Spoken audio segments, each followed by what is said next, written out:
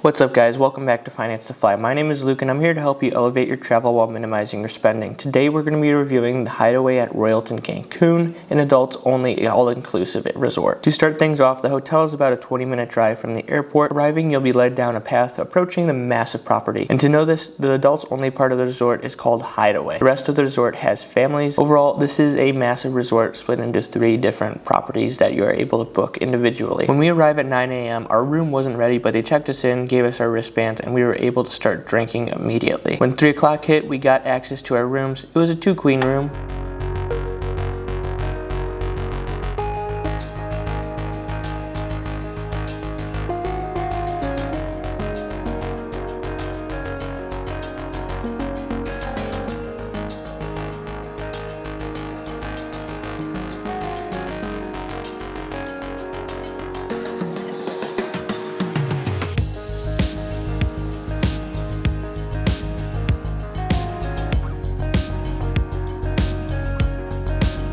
Overall, the resort is a massive, and for that, they have a massive gym. This is by far the best gym I've ever seen, and there are tennis courts on top of the floor of the gym. Not to mention, they have a ton of pools to choose from and a decent beach.